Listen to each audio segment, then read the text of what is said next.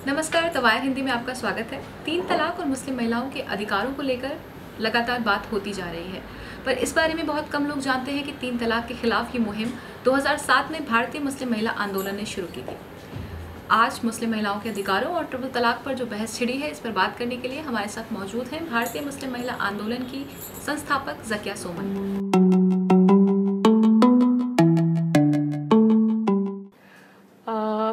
इस वक्त ये हमारे देश में एक ऐतिहासिक घड़ी है।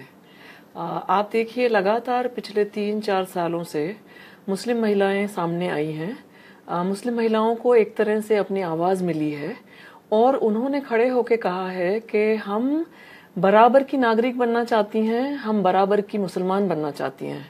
पहली बार ये हो रहा है कि मुस्लिम महिला खुद कुरान पढ़ रही है, खुद कुरान का जो पैगाम है, जो जेंडर जस्टिस का पैगाम है, जो बराबरी का पैगाम है, जो रहमदिली नेक दिली का पैगाम है, वो समझ रही है और उसके मुताबिक अमल मांग रही है। और वो कह रही है कि मैं ये इनजस्टिस नहीं सहूंगी। तो ये हमारे देश में एक बहुत बड़ा हिस्टोरिकल डेवलपमेंट है और आज एक माहौल बना है जहां एक बहुत बड़ी उम्मीद बनी है कि सुप्रीम कोर्ट से मुस्लिम महिलाओं को न्याय मिलेगा।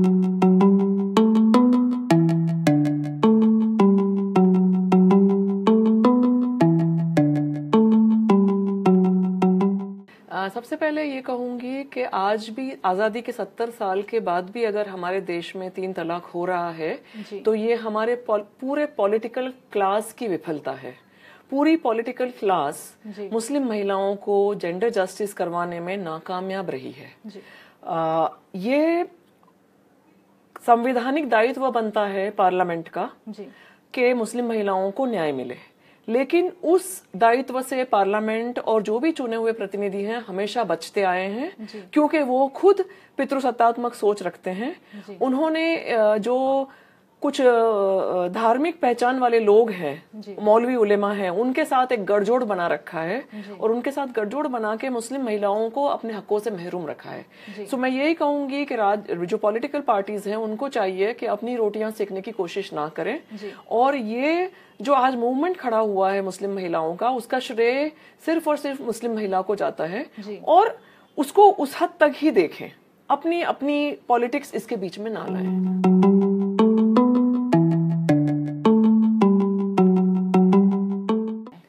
सबसे पहली बात यह है कि तीन तलाक का कुरान में कोई जिक्र नहीं है, निकाह हलाला का कुरान में कोई जिक्र नहीं है।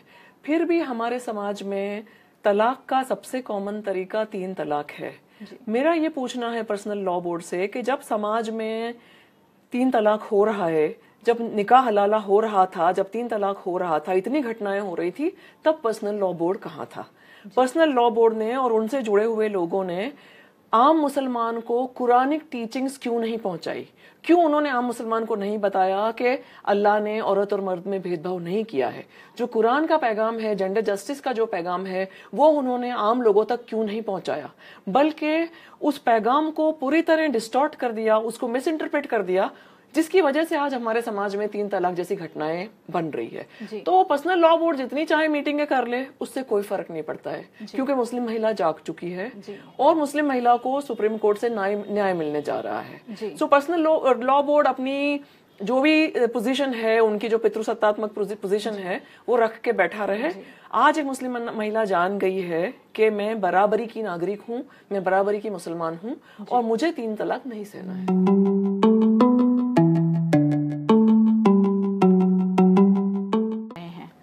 तीन तलाक के बहुत ज्यादा मामले हैं, बल्कि जो हमारा जो सैंपल स्टडी है उसमें 525 महिलाओं का जिनका तलाक हुआ था, 525 में से 349 का तलाक तीन तलाक मेथड से हुआ था। आप किसी भी आम मुसलमान को पूछ लीजिए, दिल पे हाथ रख के बताए कि मुसलमानों में तलाक का तरीका क्या है, फौरन बोलेगा तलाक तलाक तलाक, यही तरीका है। यहाँ तक कि कुछ अरसे पहले तक जो पढ़े लिखे लोग हैं वो भी ये सोचते थे कि भाई तलाक, मुसलमान है और तलाक लेना है तो तलाक तलाक बोल के तलाक लेना है।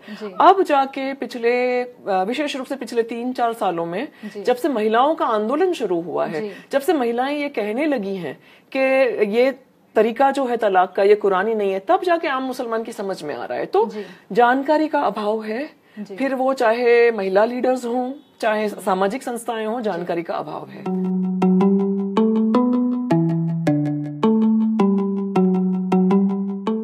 देखिए, हमारे संविधान में धर्म स्वातंत्रता का अधिकार प्रत्येक नागरिक को दिया गया है। वो महिला नागरिक को भी दिया गया है और पुरुष नागरिक को भी दिया गया है। धर्म स्वातंत्र का अधिकार का मतलब कहीं ये नहीं हो सकता कि पुरुष नागरिक को खुली छूट मिले कि वो महिला नागरिक के अधिकारों को कुचले। इसका मतलब धर्म स्वातंत्र नहीं है। धर्म स्वातंत्र किसी गुट को दिया गया अधिकार नहीं है, जैसे कि पर्सनल लॉ बोर्ड, ताकि वो अपनी पॉलिसीज और अपनी पुरुष प्रधान सोच थोपता रहे बाकी नागरिकों के ऊपर।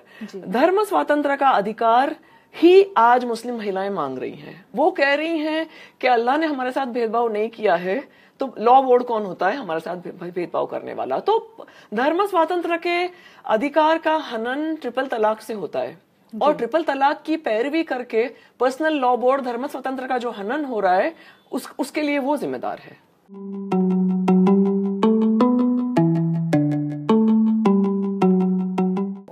तलाक का तरीका कुरान में बहुत बढ़िया तरीके से बताया हुआ है। तलाक एहसान तरीका, जहां मियाँ बीवी दोनों में बातचीत हो, लगातार कोशिश हो मसले को सुलझाने की, कम से कम 90 दिनों तक बातचीत चले, जरूरत पड़ने से दोनों तरफ की फैमिली से मध्यस्थ बुलाए जाए। ये पूरा तरीका कुरान में दिया गया है। इसे तलाक एहसान का तरीका किया जाता है। और ये सारे प्रोसीजर के बाद में भी अगर लगता है कि साथ रहना नामुमकिन है, तो जस्ट एंड फेयर तरीके से तलाक हो सकता है। और तलाक होने के बाद औरतों के और बच्चों के जो हक हैं वो उन्हें मिलने चाहिए। उन्हें मेंटेनेंस मिलना चाहिए, उन्हें सपोर्ट मिलना चाहिए, उन्हें रहने को घर मिलना चाहिए। तलाक से प्रॉब्लम नहीं है, प्रॉब्लम है तलाक के एक तरफे यूनिलैटरल तरीके से।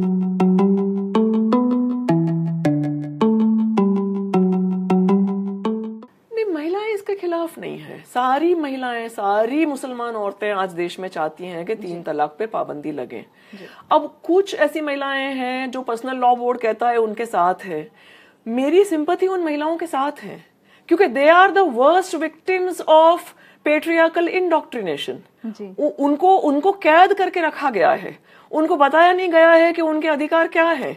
तो मैं तो उनके साथ बहुत सहानुभूति रखती हूँ। आज देश की सारी मुसलमान औरतें चाहती हैं कि 3 तलाक पे पाबंदी लगे, मुस्लिम कानून में सुधार हो, कुरान में जो महिलाओं को समानता और अधिकार दिए गए हैं वो अधिकार मिले।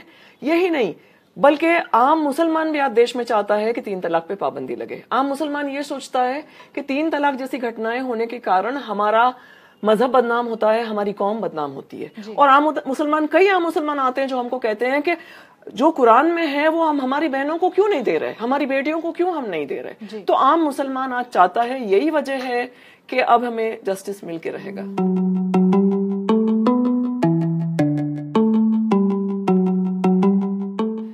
देखिए, पहली बात तो 39, 37 दोनों जो एक्ट हैं, दोनों अंग्रेजों के बनाए हुए कानून हैं।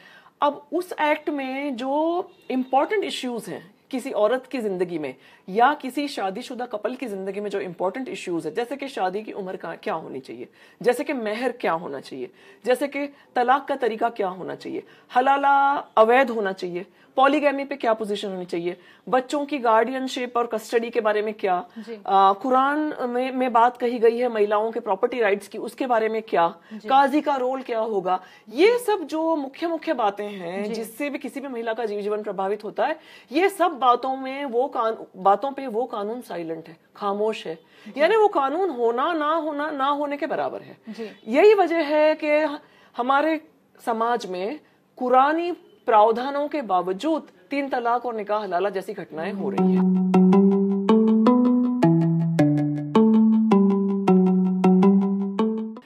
देखिए, हमारे समाज में व्यापक रूप से सुधार की जरूरत है। बहुत सारा काम करने की जरूरत है, सोशल रिफॉर्म की जरूरत है। और जहां तक लीगल रिफॉर्म की बात है, ये पूरे सोशल रिफॉर्म का एक पहलू है, एक इम्पॉर्टेंट पहलू है, लेकिन एक पहलू है।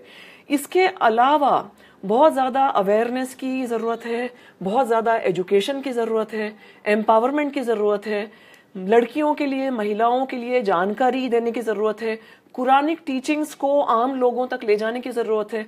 साथ ही साथ संविधान के जो प्रावधान है, संविधान के मूल्य जो हैं, उनको भी आम लोगों तक ले जाने की जरूरत है। एक व्यापक जागृति का कैंपेन चलाने की जरूरत है, जो कि हम हमारे स्तर पे हम जितना कर सकते हैं हम उसकी कोशिश कर रहे हैं। लेकिन हमारी उम्मीद है कि इस मुहिम में ज्यादा से ज्यादा लोग जुड़ेंगे और आगे आने वाले सालों में इस पे और भी काम होगा। बिल्कुल, हम हमारा जो काम चलता है अलग अलग राज्यों में, 9 जगह हमारे कारवां सेंटर चलते हैं। वहां हम लड़कियों के बैच बनाते हैं, लड़कों के भी बैच बनाते हैं। तो उसी यंग एज में हम लड़कों को भी सिखाते हैं, लड़कियों के साथ साथ अलग बैच में, कि कुरानिक वैल्यूज क्या हैं, संविधान की वैल्यूज क्या हैं, देश में डेमोक्रेसी है, डेमोक्रेसी का मतलब क्या होता है, जेंडर जस्टिस क्या है, जेंडर इक्वालिटी क्या है। ये सब चीजें हम सिखाते हैं, लड़कों को भी लड़कियों को भी। साथ ही साथ हम उनको ये सिखाते हैं कि कुरान के जो 5 उसूल हैं, यानी कि अगर अंग्रेजी में कहूं तो जस्टिस, काइंडनेस,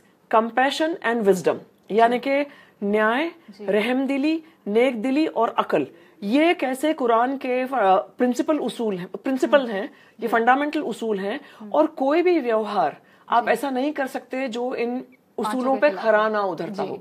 तो इस तरह से हम लड़कों को सिखाते हैं। लड़कों को हम स्पोर्ट्स एक्टिविटीज भी कराते हैं, आगे चल के थोड़ा बहुत स्किल ट्रेनिंग वगैरह भी करते हैं, वोकेशनल गाइडेंस वगैरह भी करते हैं। क्योंकि आपने बिल्कुल सही कहा कि हम अगर लड़कियों के लिए रिस्पेक्ट चाहते हैं, महिलाओं के लिए रिस्पेक्ट चाहते हैं, तो लड़कों को सिखाना, पुरुषों को भी उसमें शामिल करना बहुत जरूरी है।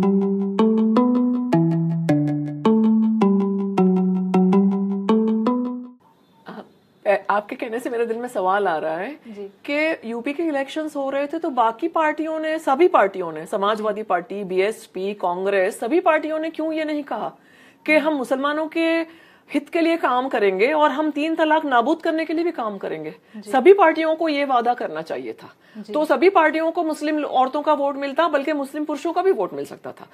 हम बार बार लगातार हम ये कहते आए हैं कि पॉलिटिकल पार्टीज 3 तलाक के इश्यू के साथ और मुस्लिम कानून में सुधार के इश्यू के साथ अपनी पॉलिटिक्स ना जोड़े, क्योंकि आज आम मुसलमान वो समझ सकता है कि कहाँ बोनाफाइडी बात हो रही है, कहाँ सही बात हो रही है और कहाँ पॉलिटिक्स हो रही है। वो आम मुसलमान मर्द और औरत दोनों ही समझ सकते हैं। अब रही बात के पॉलिटिकल पार्टीज का दायित्व क्या है, तो जैसे कि मैं कह चुकी हूं, उनका संवैधानिक दायित्व है कि हमारे देश में मुसलमान औरतों का जो लीगल डिस्क्रिमिनेशन चला आ रहा है, उसको खत्म करे, एक मुस्लिम कानून बनाए। हमारे देश में एक कुरान आधारित मुस्लिम कानून की जरूरत है, जो संविधान के मूल्यों के साथ भी कंफर्म करता हो, और ये कानून देश की पार्लियामेंट पास करे। जैसे देश की पार्लियामेंट ने हिंदू कानून पास किए हैं, क्रिश्चियनों के लिए कानून पास किए हैं, ऐसे मुस्लिमों के लिए भी कानून पास करे, जिसमें 3 तलाक पे पाबंदी हो, जिसमें पॉलीगैमी पे पाबंदी हो, जिसमें शादी की उम्र 18 और 21 हो, जिसमें प्रॉपर्टी राइट्स के बारे में क्लियरली कानूनी प्रावधान बनाए जाए। तो सभी राजनीतिक पार्टियों को चाहिए, सभी पॉलिटिकल पार्टीज को चाहिए कि वो इस मुहिम के साथ जुड़े, और पार्लियामेंट में बैठे हुए जो उनके सदस्य हैं, उनके जो एमपीज हैं, उनको ये चीज रेज करने के लिए कहें पार्लियामेंट के अंदर। तो हमारा आंदोलन जैसे जैसे आगे बढ़ रहा है, इसके लिए डिमांड बढ़ता जा रहा है। तो आप देखेंगे, मेरी उम्मीद है कि अगले 1 आध साल में मुस्लिम महिलाओं से ही नहीं बल्कि पूरे मुस्लिम समाज से खुल के ये डिमांड आना शुरू होगा कि देश में एक कुरान आधारित मुस्लिम कानून हो, ऐसा कानून जो संविधान की रोशनी में भी सही उतरता हो।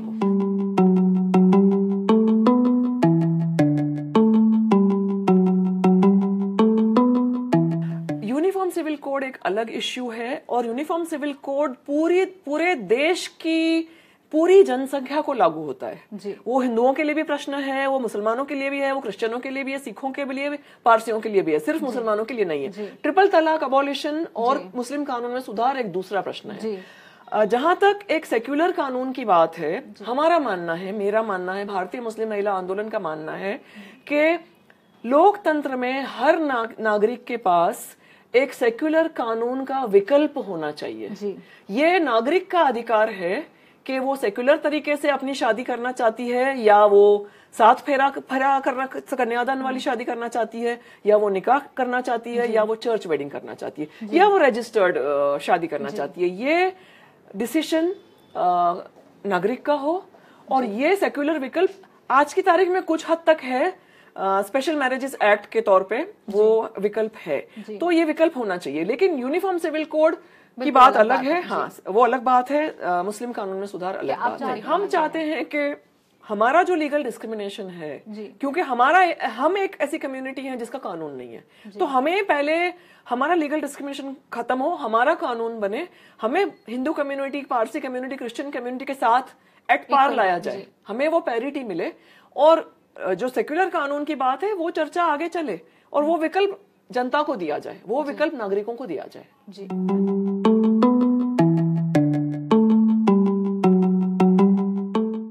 देखिए, इसमें 2-3 बातें हैं। पहली बात, वक्फ की जो प्रॉपर्टीज हैं या वक्फ के जो रिसोर्सेज हैं वो पूरी कम्युनिटी के रिसोर्सेज हैं, लेकिन आज की तारीख में इन सभी रिसोर्सेज पे कुछ एंटी सोशल एलिमेंट्स का कब्जा है जी, या कुछ ऐसे माफिया लोगों का कब्जा है। तो ऐसे जो कम्युनिटी का जो रिसोर्स है वो कम्युनिटी के काम में आ ही नहीं रहा है। तो हमारे एक साथी हैं सलीम बेग साहब, जो बहुत बड़े आरटीआई एक्टिविस्ट हैं, यूपी से हैं, उनकी पीआईएल है ऑलरेडी सुप्रीम कोर्ट में। वहां उन्होंने सुप्रीम कोर्ट से ये अर्जी लगाई है कि वक्फ के जो रिसोर्सेज हैं उसे माफिया के कब्जे से बाहर निकाला जाए और कम्युनिटी के काम में लाया जाए। तो ये एक कोशिश भी चल रही है, लेकिन साथ ही साथ सरकार का भी दायित्व बनता है, क्योंकि मुस्लिम महिला और मुस्लिम लड़की जो समाज का सबसे पिछड़े हुआ तबके की लड़की है, सबसे मार्जिनलाइज्ड सेक्शन में आज एक मुस्लिम महिला आएगी और एक मुस्लिम लड़की आएगी, तो सरकार का भी दायित्व बनता है कि जितनी कल्याणकारी स्कीमें हैं, जितनी वेलफेयर स्कीम्स है, उसमें मुस्लिम महिलाओं और मुस्लिम लड़कियों और लड़कों के इंक्लूजन के लिए स्पेशल कदम उठाए जाए। तो यह सभी का दायित्व बनता है, वक्फ का, कम्युनिटी का, सरकार का, नागरिक समाज का, सबका दायित्व है।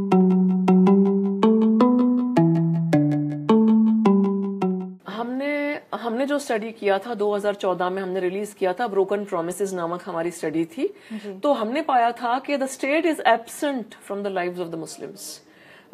चाहे आंगनवाड़ियां हों, चाहे प्राइमरी हेल्थ सेंटर्स हों, चाहे मतलब जो जितने भी बीपीएल कार्ड, एपीएल कार्ड, पूरा जो पीडीएस स्ट्रक्चर है, कुछ मतलब जहां मुस्लिम इलाके हैं, चाहे स्कूल्स हों, जो मुस्लिम बस्तियां हैं, मुस्लिम रिहायशी इलाके हैं, वहां उसकी बहुत बड़ी कमी है। तो जितना भी कल्याणकारी स्कीमें हैं उसमें मुस्लिमों का पार्टिसिपेशन नेक्स्ट टू नन है, तो उनकी शिरकत हो, उनका पार्टिसिपेशन हो, उसके लिए विशेष कदम उठाना बहुत बहुत जरूरी है। साथ ही साथ शिक्षा के लिए, विशेष रूप से लड़कियों की शिक्षा के लिए और उच्चतर शिक्षा के लिए कुछ विशेष ध्यान दिया जाना जरूरी है, क्योंकि लड़कियां पढ़ना चाहती हैं, लड़कियां आगे बढ़ना चाहती हैं, और लड़कियां आगे बढ़ेगी तो कल परिवार आगे बढ़ेगा, तो समाज आगे बढ़ेगा, तो देश आगे बढ़ेगा।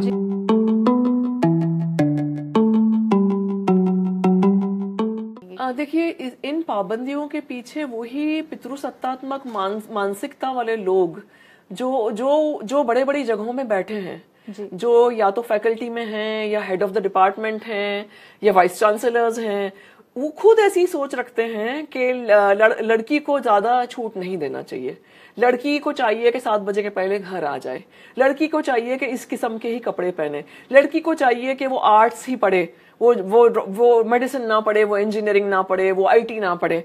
तो ये सोच एएमयू में रिफ्लेक्ट कर रही है। एएमयू में एक बहुत बड़ा मुद्दा उठ के आया है अभी पिछले दिनों कि लड़कियों के एडमिशन की जो सीटें हैं वो लड़कों के मुकाबले बहुत कम तादाद है। अगर मैं गलत नहीं हूं तो शायद अगर लड़कों के लिए 1000 सीटें हैं तो लड़कियों के लिए शायद 200 भी नहीं है।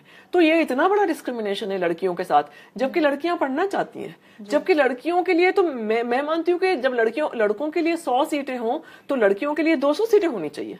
और अगर एएमयू में और जामिया में लड़कियों के लिए एफर्मेटिव एक्शन के कदम नहीं उठाए जाएंगे तो फिर क्या उम्मीद रख सकते हैं हम। तो ये माइंडसेट को बदलने का मतलब एक जरूरत है, नजरिए को बदलने की जरूरत है। और मुझे लगता है कि लड़कियां जो हैं, जो स्टूडेंट्स हैं, वो खुद चाहती हैं कि चीजें बदलें, और वो सबसे बड़ी ताकत है कि वो जैसे उनकी तादाद बढ़ेगी, ऐसी लड़कियों की तादाद जो बदलाव चाहती हैं, तो ये बदलाव भी आएगा।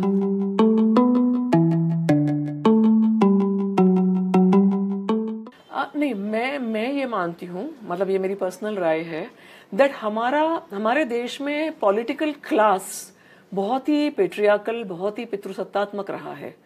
चंद लोग हैं, चंद इंडिविजुअल्स हैं जो प्रगतिशील मानसिकता रखते हैं, प्रगतिशील वर्ल्ड व्यू रखते हैं, बट वैसे लोग बहुत कम हैं।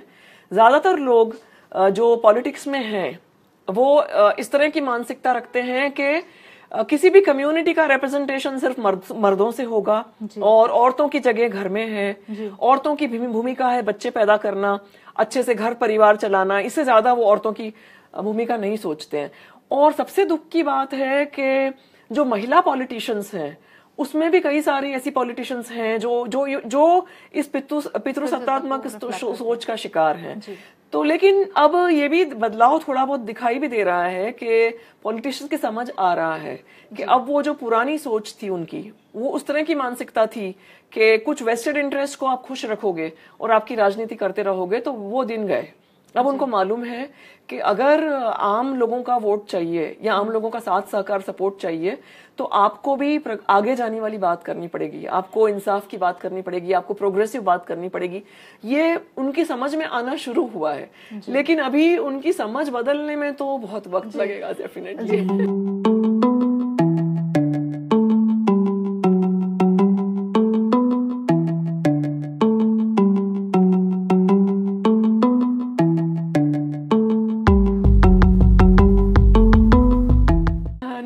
एक तो ये जरूर देखने में आ रहा है कि 3 तलाक को अबॉलिश करने का जो आंदोलन चल रहा है, महिलाओं का आंदोलन, उसमें कई लोग उसका फायदा लेके कई लोग अपने अपने एजेंडा आगे बढ़ा रहे हैं। तो अब इनकी जो बात है बिल्कुल हास्यास्पद बात है।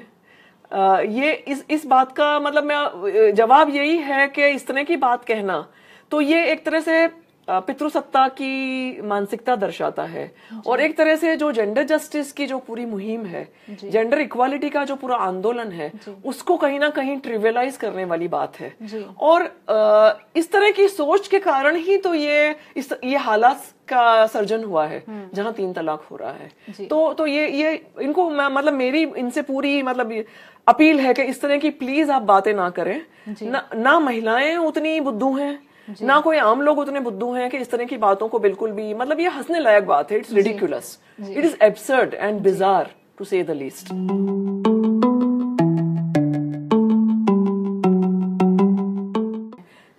एक तो मुस्लिम समाज में गरीबी तो बहुत ही व्यापक है और बेरोजगारी, अनएम्प्लॉयमेंट और अंडर एम्प्लॉयमेंट या पार्शियल एम्प्लॉयमेंट, ये बहुत बड़ा इश्यू है। तो हम तो हमारे स्तर पे कोशिश कर रहे हैं, जो हमारे कारवा सेंटर्स चल रहे हैं वहां हम रोजगार की ट्रेनिंग दे रहे हैं, लेकिन हम सरकार से भी ये उम्मीद रखते हैं क्योंकि सरकार ने सबका साथ सबका विकास की बात की है, तो हम सरकार से ये उम्मीद रखते हैं कि सरकार जो भी सरकार की रोजगारी से जुड़ी हुई स्कीमें हैं उसमें मुस्लिम नौजवानों और मुस्लिम समाज के लोगों की शिरकत के लिए कुछ विशेष कदम उठाएगी। इतना बड़ा जो घोषणा हुई है, इतनी बड़ी स्किल इंडिया मिशन, तो हमारी सरकार से ये उम्मीद है, दरखास्त है कि स्किल इंडिया मिशन में मुस्लिम नौजवानों को और मुस्लिम लड़कियों को शामिल करने के लिए कदम उठाए जाए। और हम इस तरह का ज्ञापन जो माइनॉरिटीज अफेयर्स मिनिस्टर हैं उनको भी दे रहे हैं, हम प्रधानमंत्री को भी दे रहे हैं, क्योंकि हम चाहते हैं कि मुसलमानों की हमारे देश में जो जितनी भी लोकतांत्रिक प्रक्रियाएं हैं और लोकतंत्र का जो ढांचा है उसमें जितनी भी कल्याणकारी जो योजनाएं हैं, स्कीमें हैं, वो सभी में मुसलमान समाज के लोगों का फुल पार्टिसिपेशन हो, पूरी तरह से शिरकत हो, उसके लिए हम कार्यरत हैं। लेकिन हम सारे लोगों की इसमें हेल्प चाहते हैं, क्योंकि हम तो उतना ही कर सकते हैं जितना हम कर सकते हैं, लेकिन और लोग इसमें जुड़ेंगे तो ये आंदोलन और भी व्यापक बनेगा और हम इसको और भी मतलब रिजल्ट की ओर ले जा पाएंगे। मैं ये मानती हूँ कि ये मेरी खुशकिस्मती है कि मैं मुसलमान हूँ और मैं भारतीय मुसलमान हूँ। मैं एक ऐसे देश में पैदा हुई हूँ जहाँ डेमोक्रेसी है, मैं एक ऐसे देश में पैदा हुई हूँ जहाँ सेक्युलरिज्म है, जहाँ प्लूरलिज्म है, जहाँ सबके लिए जगह है, जहाँ का आम इंसान, जहाँ की आम औरत सेक्युलर है, जहाँ मैं अपने मजहब को फॉलो कर सकती हूँ और जो दूसरे मजहब के लोग हैं वो मेरा आदर करते हैं, वो मेरा रिस्पेक्ट करते हैं। तो मुझे भी चाहिए कि मैं उनका रिस्पेक्ट करूं, मुझे चाहिए कि मैं इस बात को वैल्यू करूं कि मैं इंडिया में पैदा हुई हूं और मैं इस्लाम का जो फंडामेंटल प्रिंसिपल है जेंडर जस्टिस, उसको और लोगों के साथ शेयर करूं अपने आचरण से, अपनी कथनी से और अपनी करनी से। जो चंद लोग इस तरह की जो बातें जो मतलब फैला रहे हैं कि भाई इस्लाम अगर है, मुसलमान अगर है तो औरत का इसमें कुछ हल नहीं है, औरत की बराबरी हो नहीं सकती, ये सरासर झूठ है। ये यकीन हर मुसलमान को होना चाहिए कि हम भारत के नागरिक हैं और साथ ही साथ हम मुसलमान हैं, तो जेंडर जस्टिस हमारा हक है और बराबरी और इंसाफ कॉन्स्टिट्यूशन के नाते भी हमारा हक है। जी।